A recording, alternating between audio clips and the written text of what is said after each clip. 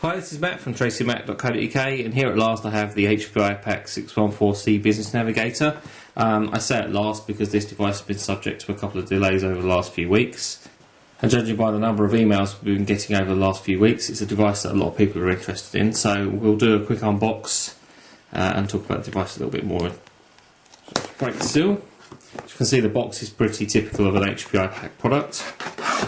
And inside, have nicely presented the 614 itself right on top, which I'll come back to in just a second.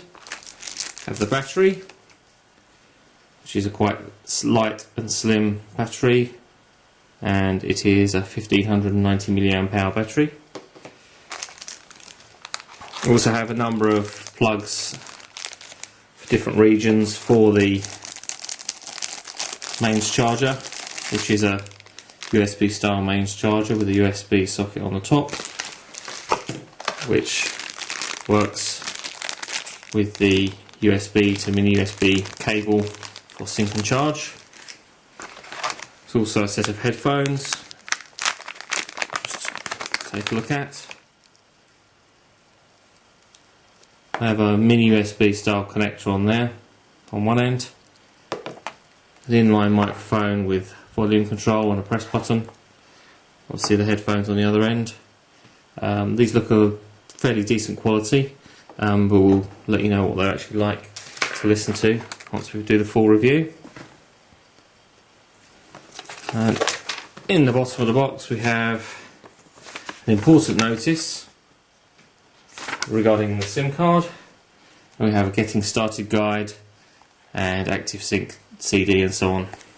So if we just move all this to one side and have a look at the 614 itself, I must say immediate impression is that the device is a lot larger than I had anticipated. I expected it to be a small candy bar style device, much like the HTC S730 or the S710.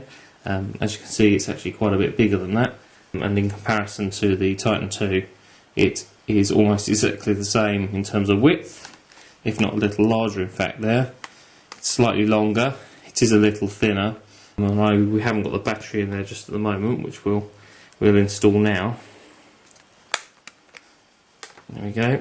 And while I'm installing the battery, let's just point out that underneath this plastic label have the location of the micro SD card slot and the SIM card slot.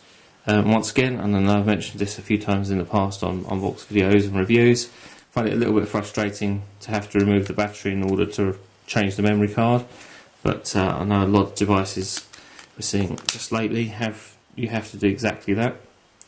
So looking around the device, you have a screen on the front, which is a 2.8 inch diagonal 240 by 320 touch screen. Below that we have our soft keys, sending in phone keys, obviously a T9 style keypad below that. There's an OK button, a portrait landscape button, the power button, and an enter and cancel button on the side. On the right hand side of the device we have a button for the camera. Because this is the 614C, there's also a 614 which does not have the camera. The C indicates the fact that this has the camera. So on the back we have a camera. It's a 3 megapixel camera with a built-in LED illumination, or flash as they like to call it, and a mirror for taking pictures of yourself.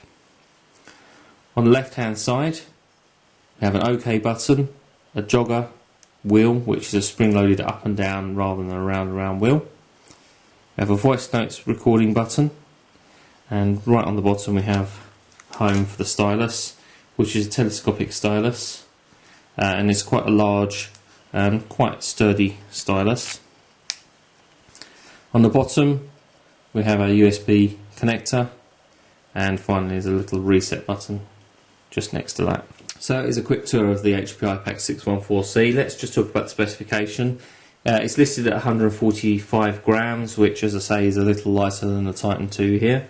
It has a 520 MHz processor, which should be quite fast, 128 meg of RAM and 256 meg of ROM, which is pretty reasonable. It's a quad band device, which also supports GPRS, Edge, 3G and HSDPA. As I mentioned, there is a micro SD card slot underneath the battery. Bluetooth 2 and Wi-Fi are included. The 614C also has built-in GPS, which is assisted GPS, and as we understand it, we do require network connectivity in order for the GPS to function properly, but we will talk about that more when we actually come to do the written review, along with some other issues that we've been made aware of, one of which is the fact that the device doesn't dynamically switch between 3G and GPRS connectivity. So if you move from an area with GPRS connectivity to an area with 3G connectivity or vice versa, you will lose your internet connection or your data connection temporarily while the device remakes its connection to the internet, which is something that has been mentioned by early adopters of the device and is something that we'll be testing out. As always, we'll be using the HP iPAQ 614C over the next week or so, and a review will be on tracyandmac.co.uk very soon.